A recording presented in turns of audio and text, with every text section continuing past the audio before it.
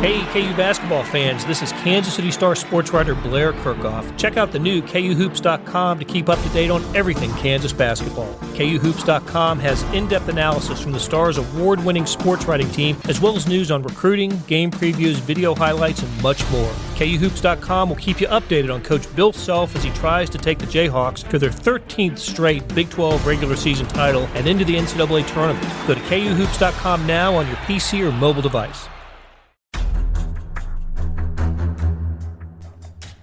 Welcome back to the Sports Beat KC podcast. This is Jesse Newell, KUB reporter for the Kansas City Star. I'm joined once again this week by CJ Moore, Bleacher Report. CJ, how you doing this week? Jesse, doing well. What's going on, man? Not too much, and just going to talk a little bit about KU basketball. Obviously, that's what you've tuned in the podcast for, but most recently, a victory over Long Beach State, 91-61 at home at Allen Fieldhouse. I know you were able to check it out, CJ, just as I was at Allen Fieldhouse, but some first impressions or overall impressions of this team as now KU has improved to 6-1.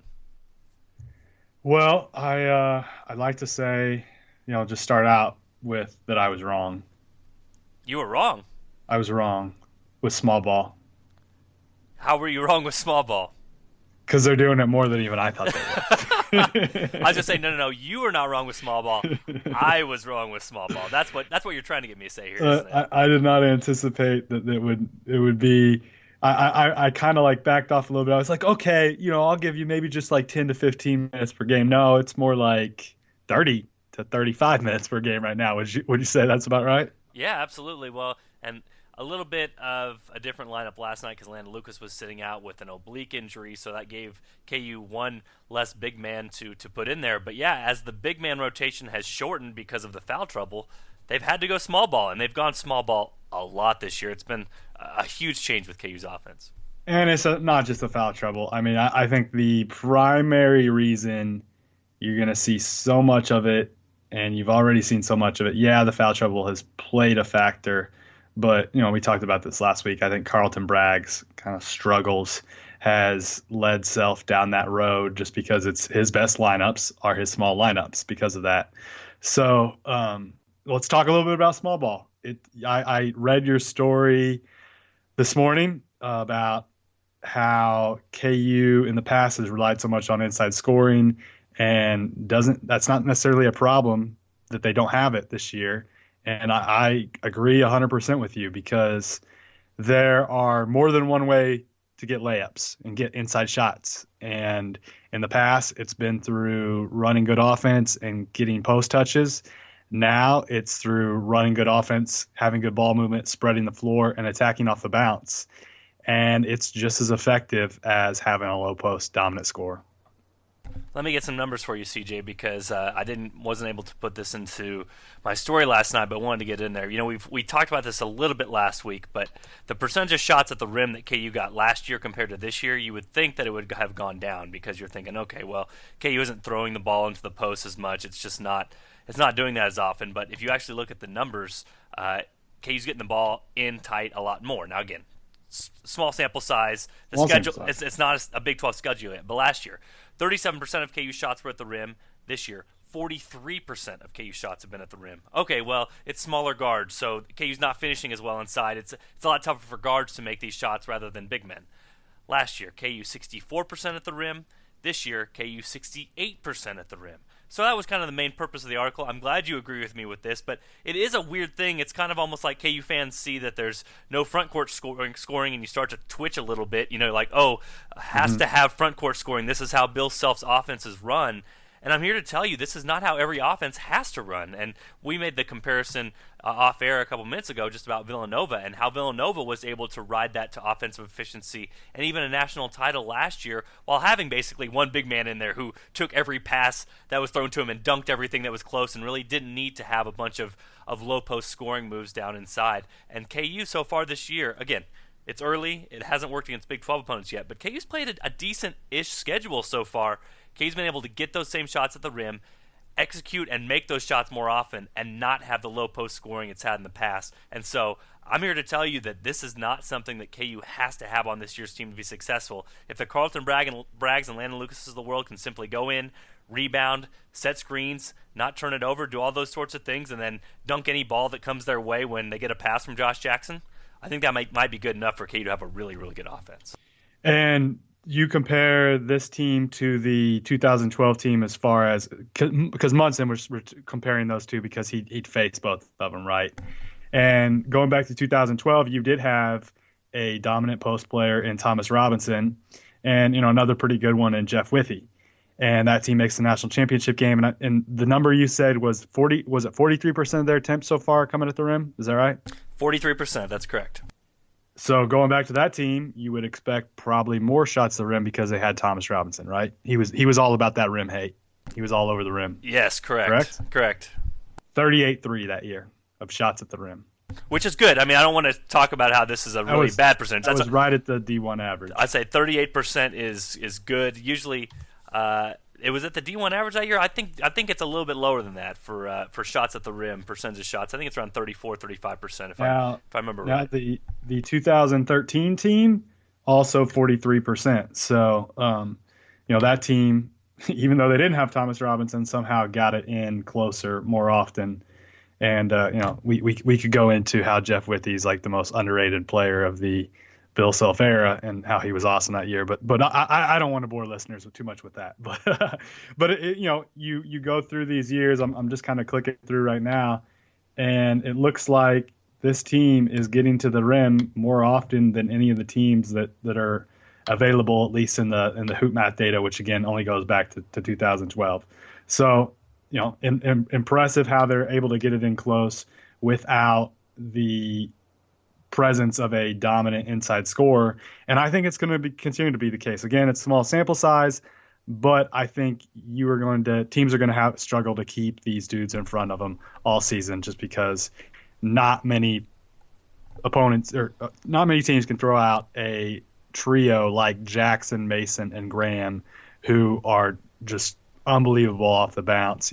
Graham's probably the least talented of the three at getting into the paint, and he put on one of the best moves you'll see last night, that disgusting split of a double team behind his back, and then the floater was one of the nastiest moves I've seen all season. Yeah, it was crazy. And I think we almost have to start to throw LaGerald Vick in there too. I mean, this guy, yeah, for sure. He not only is he starting to hit the threes, which started off the year 1 for 13, and he's been red hot since, but he's also been one of KU's best finishers at the rim. He's a guy that can get off the dribble and get to the rim and finish there. So you put those four guys on the court together, it's not a surprise right now that Bill Self has gone to that starting lineup, because you have those four guys spread out on the perimeter, and you run your little 4-game or your weave or whatever you want to do, your high ball screen. It's really tough to defend. How do you do it? I mean, okay, you hedge a little bit. Okay, that guy draws a little bit of attention. He kicks back for a three. He's got three guys he can throw back to that can shoot it. Or, hey, he can drive and maybe he can dish to a guy or score himself. You don't help then, and maybe then you get one-on-one with the defender. Okay, Frank Mason go score for himself. We don't have to overthink things here in basketball if you're looking at this. I mean, KU is running some fairly simple sets that just get guys in ball screen situations, and you're able to either score at the rim or get open three-point shots, and that's the most efficient offense. We know that from the NBA. We know that from studies. That's what KU's been able to do. And so, again, I just don't think that KU needs to overthink itself here. Don't think you have to have the low post scoring. Don't think you have to have the guy burying the 8-foot turnaround jumper from the baseline that's been such a commonplace thing for so long. It doesn't have to happen because this team is so tough to defend with the pieces it has. Just like you said, Josh Jackson, Frank Mason, Devontae Graham, and now starting to be LaGerald Vick can all drive, pass, and shoot. That's a really tough combination to defend. And I was watching Duke last night, and this is pretty similar to how Duke plays the last few years. And Duke against Michigan State last night was running like the same action over and over and over again, and down the stretch kept getting like these wide open threes, even though they're running the same action, like what's coming. But it's just because it's so hard when you have four guys on the floor that can all shoot it and drive it. It's so hard to keep up, and eventually an open shot is going to present itself. You just can't defend that for 30 seconds. It's really, really difficult especially when the ball is moving. And I think as the games have gone on, these guards are getting more and more comfortable playing with each other, and the ball movement just keeps getting better and better. And they're going to keep getting more difficult to defend. So as the competition goes up, yeah, it's harder to pull these things off against stiffer competition, but I think they're going to be able to. Okay, CJ, I want to ask you about this because I am the 3-point guy. I must talk about it if it's even a question Free mark. the three! Free the three! That is all me. That is all me. So I asked Bill Self about what he needs from his big men last night. I said, usually you rely on them for low post scoring. What is most important for them this year? And he went ahead and gave this 3-point comment and said, you're not going to win consistently against good teams relying on making 3-point shots all the time because there are going to be times when you don't make them. Again, I know me and Self are whatever the word is, diametrically opposed in this part of basketball and how we see things. For me, threes are what has to happen with this offense. Because if you don't shoot those threes, then teams can sag in and take away your driving lanes, your scoring angles, and they can take away Frank Mason, and they can zone you. Threes are necessary. You have to do that so that, again, it's the yin and the yang of basketball. They start packing the lane, you start making threes, and they have to come out and guard you, then you can drive again. One helps the other. In football, passing helps the run game helps the pass game. It's that sort of thing. So to me, again, how much do you take him at his word for this? How much do you think that KU might get back into that must-shoot twos mindset? Or is this just him? Again, I don't really blame him. He's been burned in the NCAA tournament by some bad three-point shooting games. Is this just kind of part of what goes into Bill Self's mind because he has had so many disappointments late because his team hasn't been able to shoot threes when they've needed them the most? I think it's a little bit of lip service. Maybe he doesn't want to get his teams too reliant on the three-pointer, like settling. Bill Self's the type of coach that doesn't want his teams to settle. But I think he sees a lot of the shots they were taking last night in rhythm, off the catch shots as good shots. I don't think he is opposed to shooting threes. The way you see his guys playing, it would be hard to say he's putting up a red light because he obviously isn't. I just think he doesn't want his guys to settle. Shot selection is a huge thing for him, and you have to give all his teams credit. They're typically really, really smart with shot selection. Look at a guy like Frank Mason, who shoots a pretty high percentage from three, but doesn't take a lot of them. I believe the reason he shoots a high percentage from three is because he takes really smart threes, and he's always done that. Like Mason's made some questionable decisions, and maybe sometimes he overpenetrates, maybe sometimes he drives into the trees. But as far as shooting threes, he takes good ones, and that's why he shoots such a high percentage. So I think that is what he is trying to get to his team to do is shoot good threes, not just settle for threes. So, and last night, that first half, pretty much all of those threes were good threes. So I don't think he's disappointed in that. That's just him trying to get through his team. Okay, don't get the mindset that, okay, we can just rely on the 3-point shot.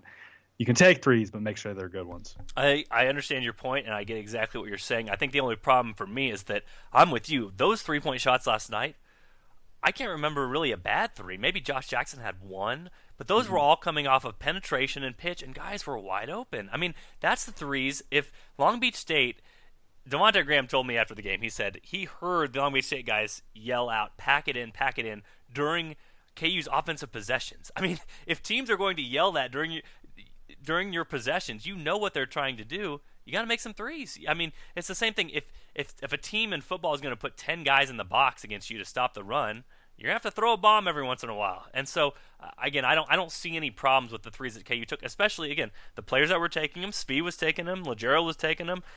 Frank was taking them. Those guys are the best 3-point shooters. All of them really can shoot.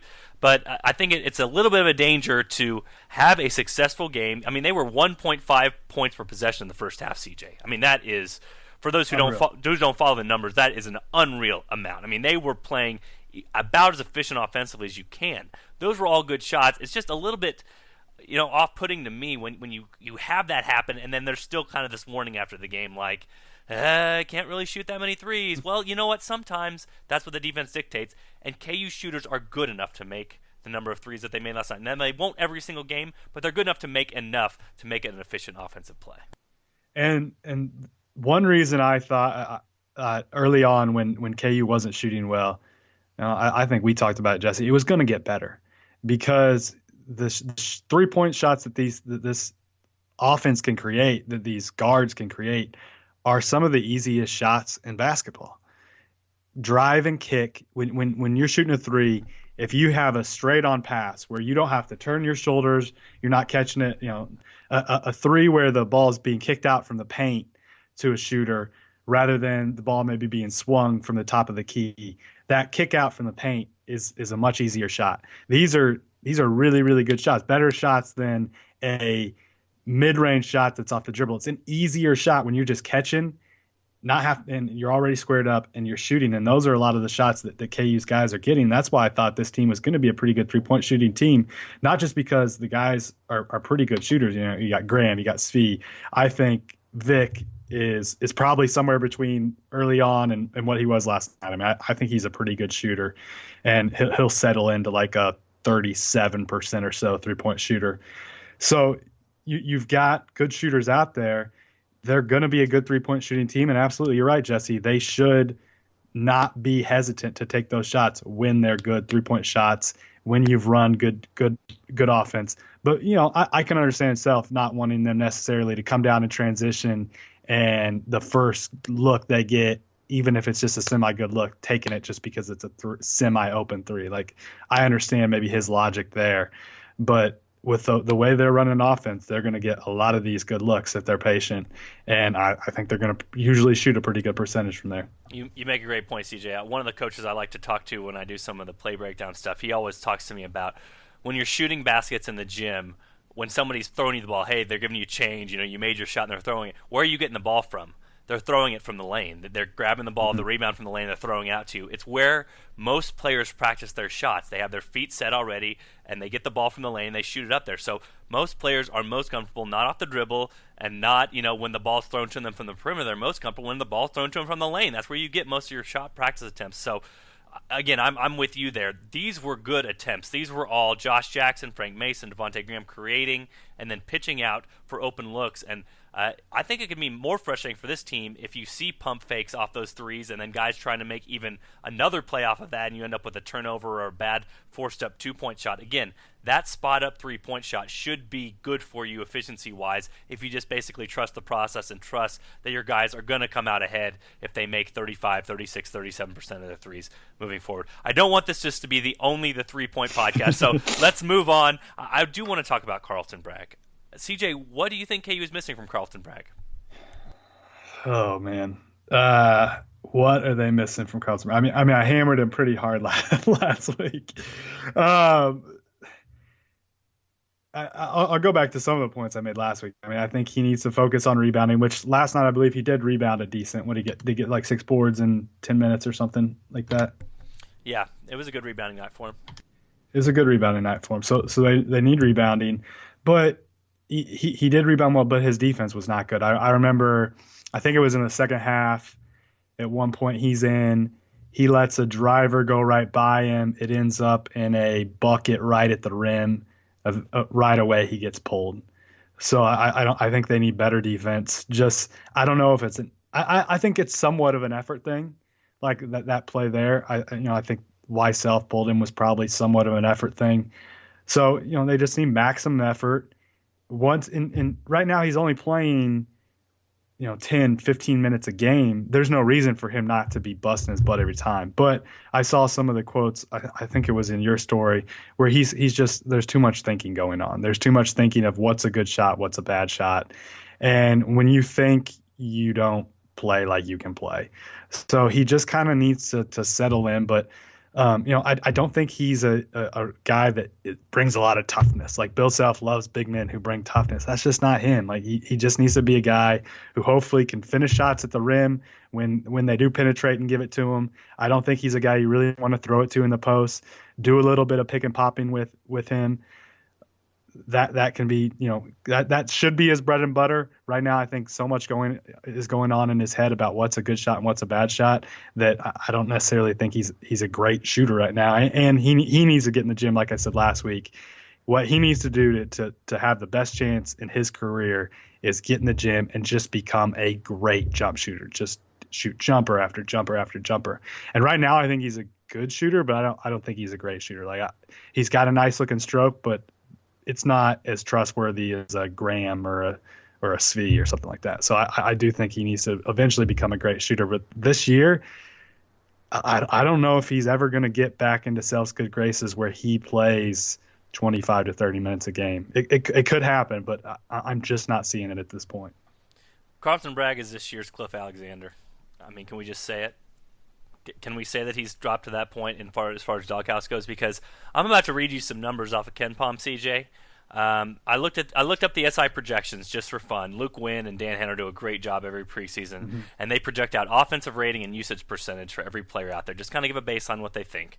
And for Carlton Bragg, who they had as one of the breakout players for this season in college basketball, they had a 113.8 offensive rating and a 22% usage. So for those of you that don't know out there, 113.8 offensive rating is really good. That means, basically 1.14 points per possession on possessions that he's involved with. And then 22% usage, the average is 20, so he's just slightly above what you would expect for a go-to player in the offense. So far this year, Carlton Bragg, 119 offensive rating, 21% usage. We talked about his rebound. He's got to become this great rebounder. Gosh, he's just got to hit the glass. He's 60th nationally in offensive rebounding percentage, 303rd nationally in defensive rebounding percentage. Again, Perry Ellis never sniffed these numbers, rebounding-wise, on either end. And Carlton Bragg is getting criticized for his rebounding. You mentioned, he needs to figure out what he is offensively. He has the third most two-pointers on the team despite those lack of minutes, has made 58% of his two-pointers, has been one of the only big men who has not turned the ball over every single time he's touched it. Udoka Azubuike has a 27% turnover percentage. That's awful. Lena Lucas has a 34% turnover percentage. That's awful. Carlton Bragg is at 14%.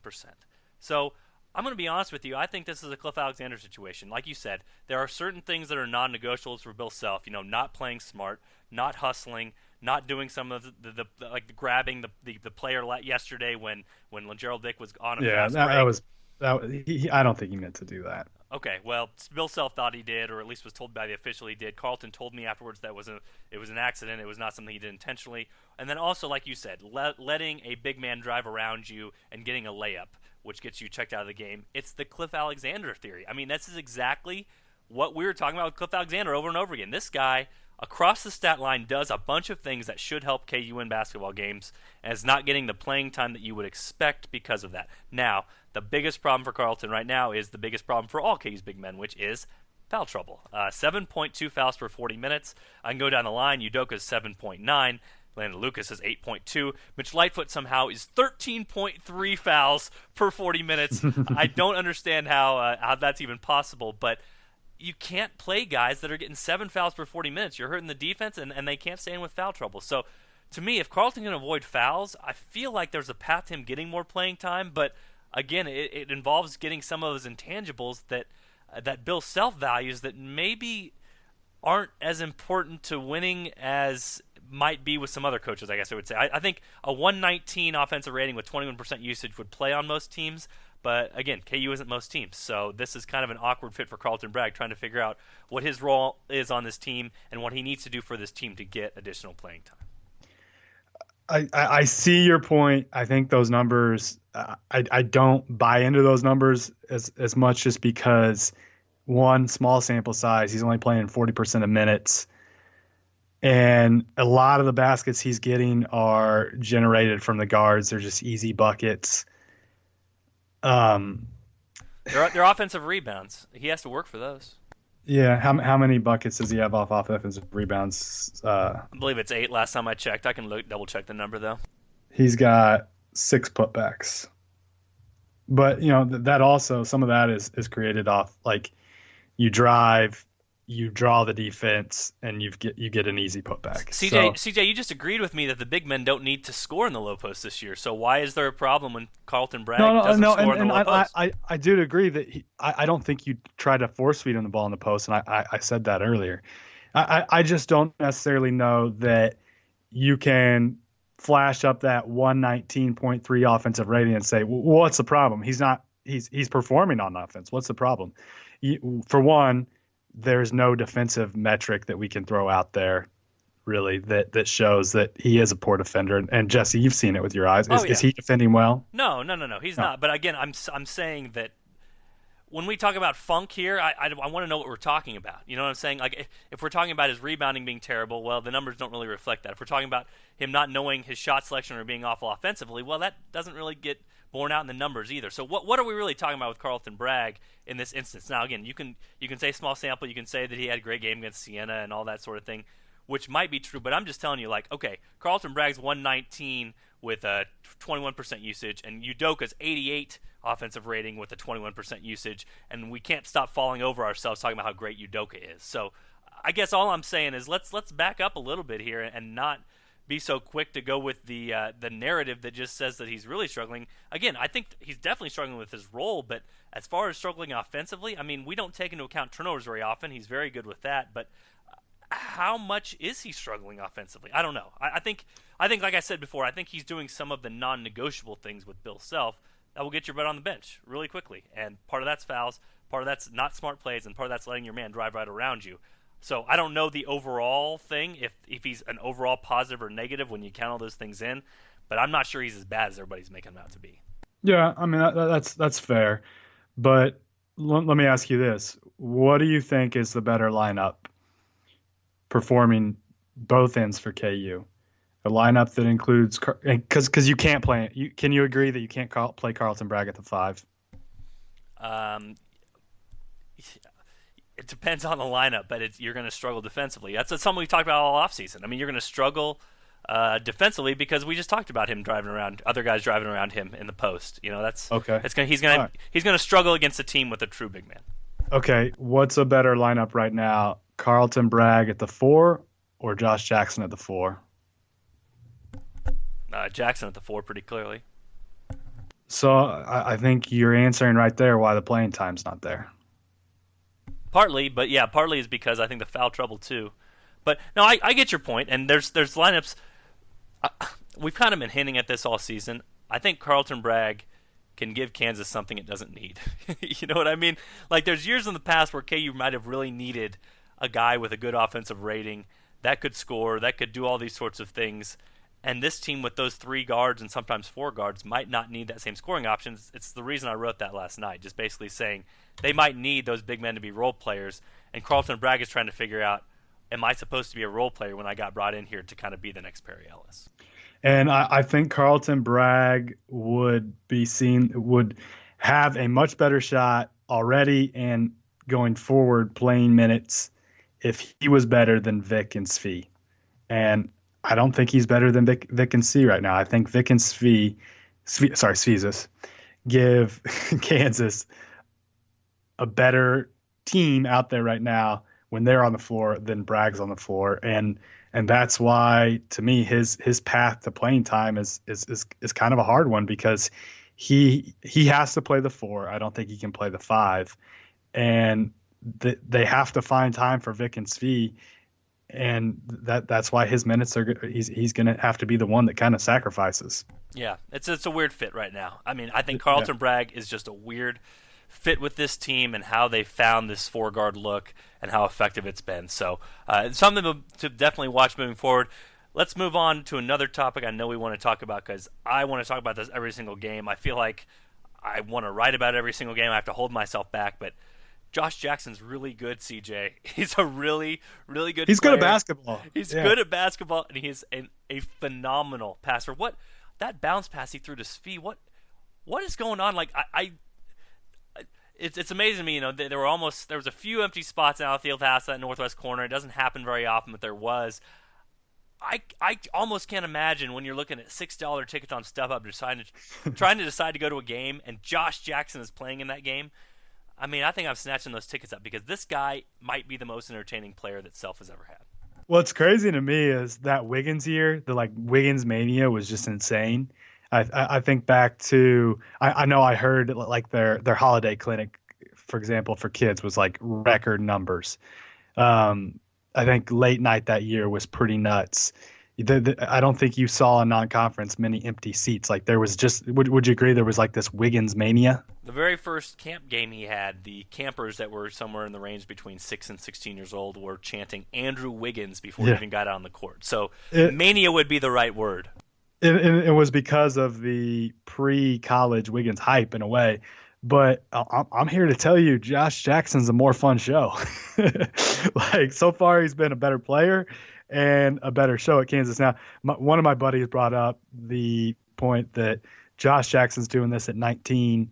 When Andrew Wiggins was 19, he was winning NBA Rookie of the Year. So maybe not necessarily a fair comp, but at the same time, you're only getting them for 1 year at KU. I don't care what age they were at that 1 year at KU. So I think Josh Jackson's a better show. And to go back to that bounce pass he made to Svi last night, what amazed me about it, it was an awesome pass, but what amazes me about his passing, not just that he can do it with both hands, which is awesome, and off the bounce, which is awesome, but the speed at which those passes go. Like the one he had to see, that bouncer, the velocity of that pass was amazing. To have that kind of velocity off the bounce was just, I was like, whoa, it actually made, I got on my phone and tweeted about it at that point. And a lot of times when I'm watching the game, I don't necessarily tweet a bunch, but I had to tweet about that one because that was awesome.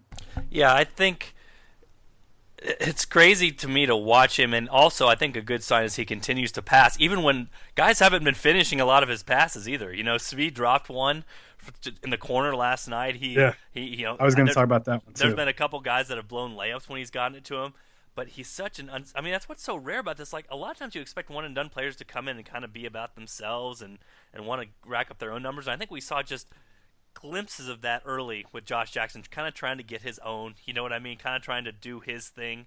But man, ever since that point, he has been so unselfish, and it's just rare to have this talented a player come in and not only have the vision and ability to pass that he does, but the willingness to pass that he does. And so, again, it's a treat every night to watch him. I'm telling you, I can't throw enough praise for what he is entertaining wise and for basketball value wise. Like, I compared it last night, I said on Twitter that it felt like Andrew Wiggins, you were watching what was going to be a superstar in single A baseball.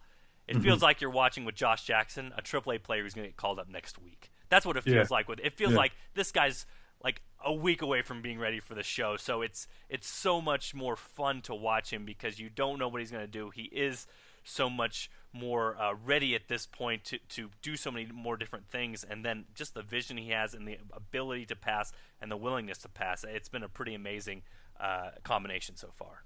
I was talking to an NBA scout last night, and I brought up to him, I said, I think that I would, if I drafted Josh Jackson, I'd consider trying him at point guard. He has that kind of vision and ability to make plays off the bounce, and he's so quick. I think he could guard NBA point guards. I mean, he's a 6'8" guy who I would consider drafting as a point guard in the NBA. I mean, that just kind of speaks to his ridiculous skill set that he has. And I will say last night he was a little loose with his bounce a couple times, and I thought they all kind of lost focus there in the second half, and he was one of them who had some sloppy plays. But yeah, and one thing I think that, tell me what you think on this, Jesse. I think that Bill Self sometime unfairly has gotten criticized for the performance of these one and done guys, and the criticism has been that he hasn't necessarily design things, put these guys in the best situations to be successful. Have you heard that kind of criticism? Yeah, for sure. And I don't necessarily think it was fair, because some of the guys he's gotten have been limited in things they do. Now you look at what they've done in the NBA. Like look at Kelly Oubre, for instance. He's not really doing anything in the league, and I actually think he figured out how to use Oubre pretty well. Cliff Alexander, not doing anything in the league. I don't even think he's on a roster right now. Or do you know? I don't know off the top of my head. I've seen some Twitter rumblings, so he's at least floating around somewhere. He's floating, but he hadn't done anything. Xavier Henry had a pretty good freshman year at Kansas. He really hasn't had much of an NBA career. I don't necessarily think that's on KU or on Bill Self that they didn't develop him. I mean, NBA people are pretty good at developing guys too. Those were guys that got drafted fairly high. Ben McLemore is another one. Those NBA teams are pretty good at development. Their limitations have kind of come out in the league. Josh Jackson is a guy that really isn't that limited, and I think Self has done. I asked him last week you haven't had a guy that can dribble like Josh Jackson, can do some of the things Josh Jackson has done. How's the evolution kind of been of figuring out how to use him? And his answer was, well, it's easy. You just play him like a guard, which I agree with somewhat, but I think he was selling himself short a little bit. I do think he's starting to figure out. You look at the story you had the other day, Jesse, where they're scripting their first plays, and most of those are scripted plays to Josh Jackson. And the pass we talked about brought it up, the one that Svi dropped, that was the Spurs hammer play, where a guy dribbles all the way to the baseline and kind of throws the ball from out of bounds, and there's a flare screen set on the opposite side. So they set a flare screen for Svi.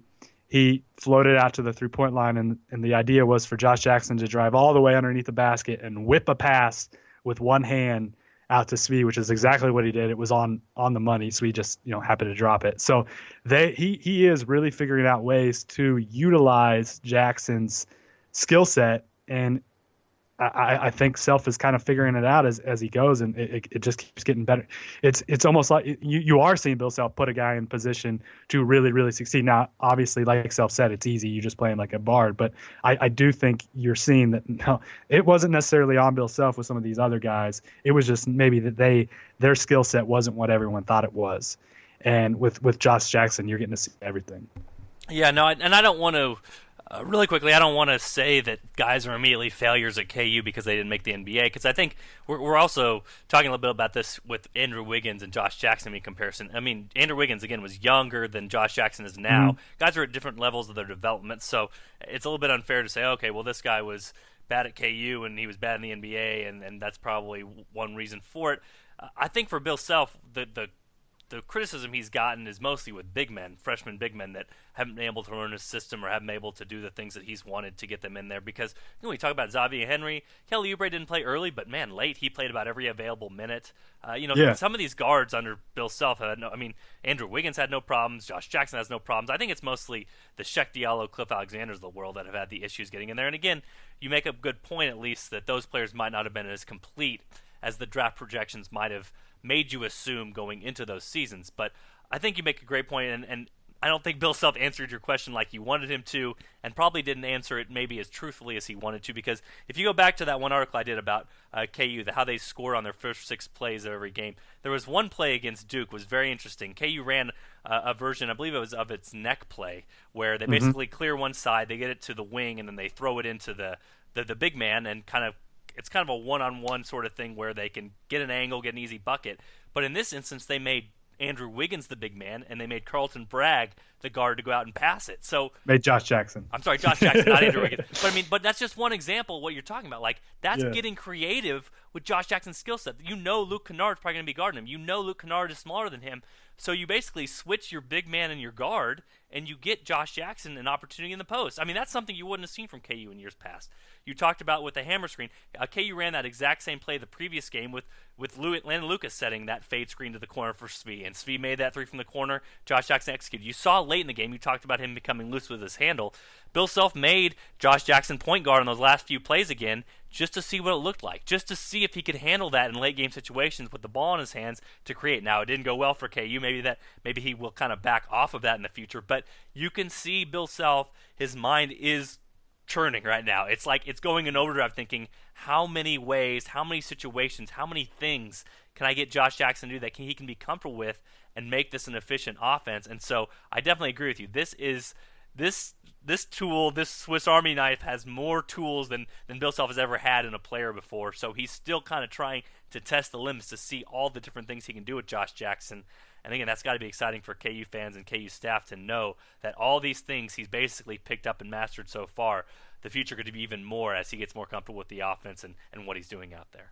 And just like I talked about, or just like I think Andrew Wiggins was will help KU in the future in recruiting, just because he's going to be such a big star in the NBA, and he'll always be tied to KU. Same with Joel Embiid. I think that what you're seeing with Josh Jackson is it's going to help KU in recruiting. It's funny. I think that the thought around Kansas and Bill Self as a recruiter has changed to where people, and I actually had this conversation a couple of weeks ago with a scout and an agent, where I think the perception used to be, okay, KU is a big man school. Like, if you're a talented big man, you should go there. Now the thought has almost shifted to where people think if you're a point guard or you're a talented guard off the bounce, like, you should go to KU. They give their guards some freedoms. They give them a lot of ball screens. That's a place where you can show your skill. Now, if you're talented big, you shouldn't go there, because look what happened with Cliff Alexander and look what happened with Check Diallo. No, that's not necessarily the case. I still think it's a good school for big men. I just think KU has maybe gone after the wrong kind of big men. They maybe just taken the guy that's at the top of the list, where the big men who are talented back to the basket scorers and who can do some different things like that. That's maybe the big men that they should be really, really targeting, and they are missing that this year. I think Udoka has a chance to eventually become that, but that is one piece. If you added let's say we put I don't know, Cole Aldridge, who was a decent back to the basket scorer, as the center on this team, can you imagine just how filthy it would be? Yeah, well, and again, then you're kind of talking about 2008 levels, where every position on the floor kind of gives you a different sort of weapon. Yeah, not only do you have the driving and the shooting, but you also have the guys that can create angles. And I think Bill Self, again, let's not throw the baby out with the bathwater. I mean, Bill Self still wants his guys to be able to score with angles. He still wants to use that part of his playbook. And so when Landon Lucas is healthy and gets in there, I think he's a guy that can still do that for KU, can still be a smart player who can create space and know when to hit his defender and get that open lane so they can throw it to the corner of the backboard, all those sorts of things. But right now, I mean, this team, obviously offensively, the best thing it does is drive and score and drive and kick, and that's created a completely different offense than what we've seen in the past from KU, just at least more exclusively when they've been playing this four-guard lineup for 30-plus minutes a game, something that neither one of us saw coming into the season. Really quickly, 30 seconds or less, thoughts on Udoka Azubuike and his free throw shooting? It needs to get. It's not. I don't know that it's going to get better, because I see the stroke and I don't really see much hope there. I think in the off season, hopefully they address that. But it could become a problem, because he's going to get fouled so much. Because really the only thing, if he catches the ball within 3 feet, the only really option is to foul him. And it's a pretty good option at this point, especially if you have depth.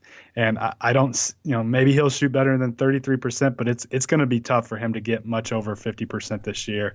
And it is something that's worrisome. And one reason, I'm going to go over my 30 seconds, Jesse, but one reason why I think Landon Lucas is still an important piece to this team. I think a lot of people probably think, all right, young freshman, he's fun to watch, he dunks everything, like, all right, there's our starting center. I think for this team to still reach their ceiling, they need to get a healthy Landon Lucas, and I think Landon Lucas needs to be the guy that's still the starting center on this team, just because of some of the little things he can do, how smart he is a defender. Some of the things I wrote about in a piece I wrote about on Bleacher Report a couple weeks ago, you can go check that out if you want. But the Landon Lucas down the stretch that KU got last year, if you get that guy on this team, I think that's how this team's going to reach its ceiling. You went over 30 seconds, but I'll allow it because you did self-promote yourself. That's perfect, CJ. That's good. That's what we want in this podcast. You hear me like putting down a link that I've done about once every 6 minutes. So, yeah, you've got to be picking up the pace here when it comes to promoting yourself on this podcast. All right, well, we'll go check out my Landon Lucas story. It's it talks about how much value he brought last year and how he can do these same kinds of things this year. But I think he needs to get healthy to make that happen. I hope he sits for a little while and gets right. Yeah, and also talks about him playing poker, which I'm glad. Honestly, I probably don't play him in poker because I think he would be a pretty good foe when it comes to Hold'em. I think he's that kind of guy. Let's get to some of these questions from Twitter. I asked, put a call out for Twitter questions on here. Let's get to these quickly before getting out of here. Let's start with @KCPR Guy. We go with G Low here. All Big 12 teams in the top 70 of KenPom. Tougher road to 13 straight Big 12 titles than previously thought. I do want to mention, I believe that the preseason rankings for KenPom, all the Big 12 teams were in the top 66, so now all of them being in the top 70 isn't that much of a change, but I do think that the composition of the Big 12 and where those teams are ending up has changed. So your thoughts on it maybe being a tougher road for KU this season?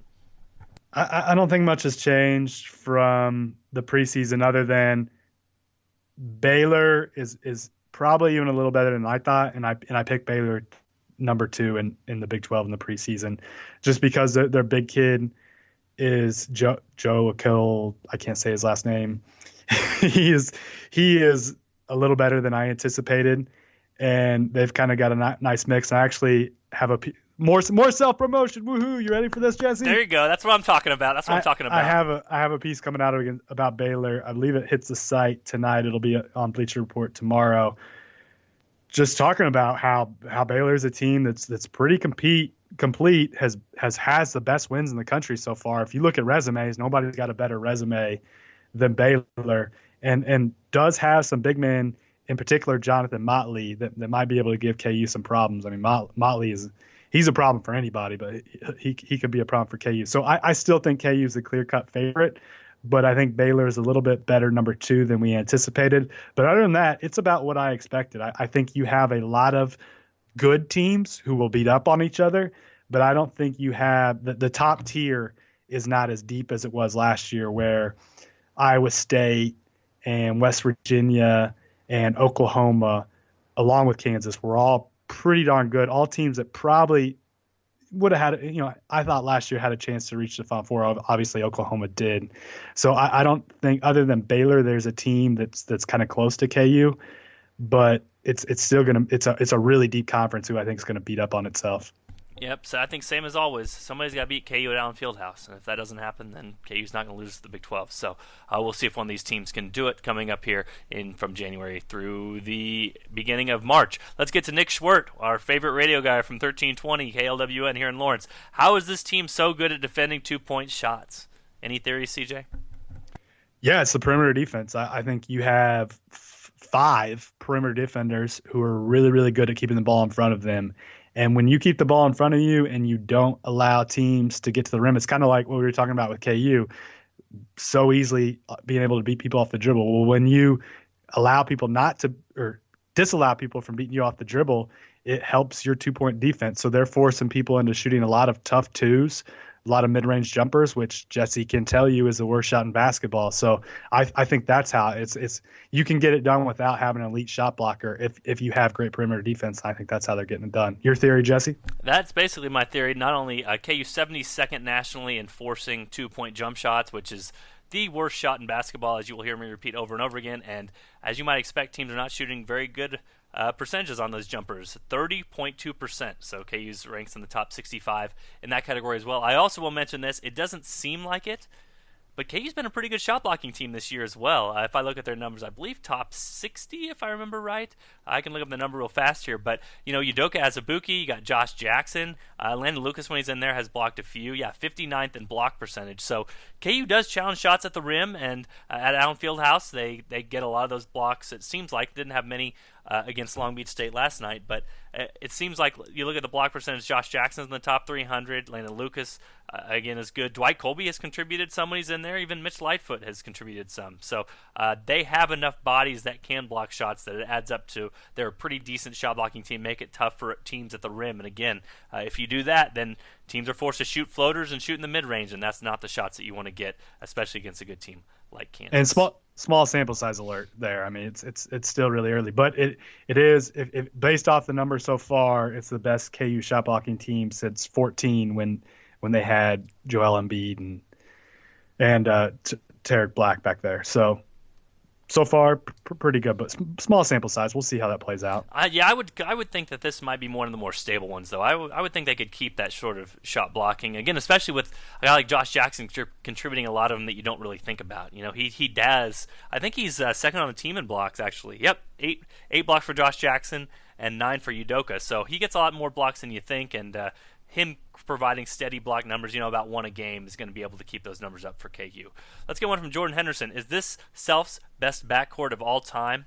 I have to give Jordan some crap on this one, because last week's episode, if he goes back, is this Bill Self's best backcourt at KU? So we won't talk too much about this. CJ, I'll let you have maybe, again, 20 seconds or so, but mostly I'm going to point Jordan and everybody else out here listening to last week's podcast to listen to our talk about whether this was the best backcourt of all time at KU, at least in Self's 14 seasons. Yeah, go back, listen to that one. That was pretty good, Jordan. I mean, we hit it, and we said it. The answer is yes. It hasn't changed. Hasn't changed in a week for you?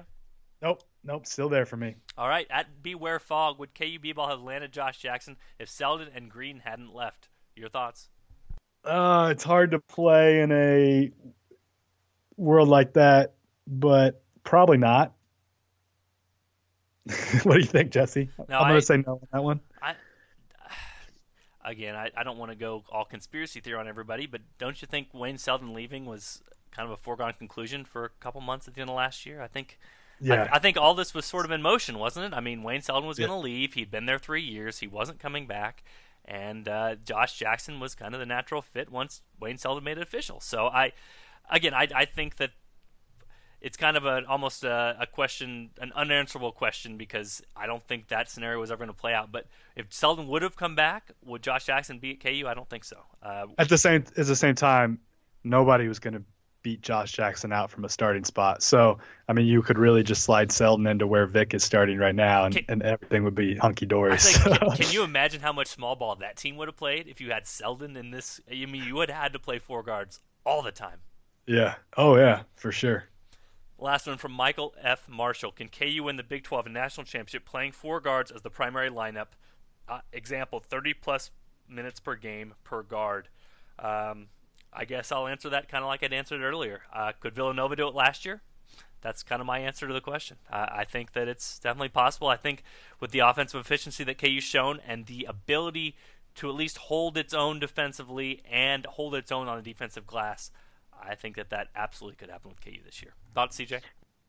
Yeah, they can. It's so much about mashups, too. And I will say the one thing Nova had, their small ball floor is a little thicker and more – I mean, look at the job that, I'm spacing. What's my boy's name from Nova? Number 2, hit the biggest shot of the college basketball season. Why can't I? I was going to say, is he really?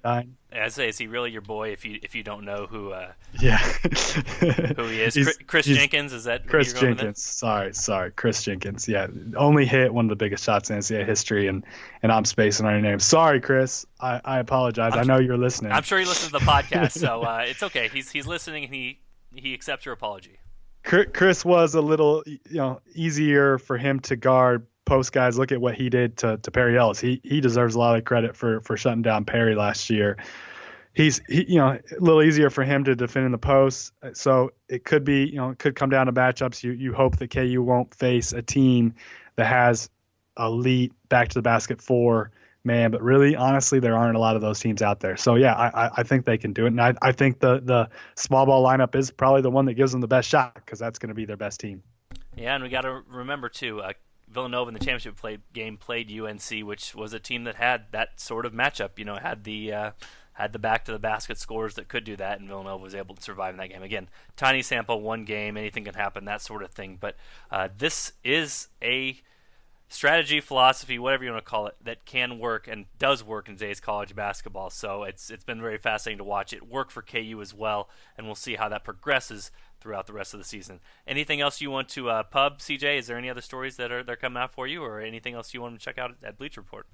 No, the one that I have coming out tonight will not only talk about Baylor and kind of how Baylor's gone the opposite way. Most people are going small ball. Baylor's going big, and their zone allows them to do that. So I thought that was kind of something interesting I talked about with Scott Drew. Then also in that story, it's a notebook. The second item on there will be about KU and small ball and Josh Jackson thriving at the 4, and a couple quotes I got from Self and Jackson that I found kind of interesting. So, KU fans, you can check that out to learn a little bit more about Baylor and a little bit of Jayhawk love as well. Sounds good. And from my end, go download the KUHoops.com app. That's all I ask of you. It's totally free. It will not cost you a penny. But so, as I put on Facebook, support your local sports journalist and go download the free KU Hoops app. We don't ask a lot of you. Just go download Jesse, did you stuff. say it was free? I said it was free. It's free, people. Do it. It's completely, totally free, just like this podcast. We work for no money here, or at least it seems that way sometimes. But yes, go download. I absolutely work for no money here. All right, CJ, just because you said that, I am doubling your salary for this podcast. There you go. It's on the record. Everyone heard it. Well, thanks again, everybody, for checking out the Sports Beat KC podcast. Be sure to tune in for another episode next week.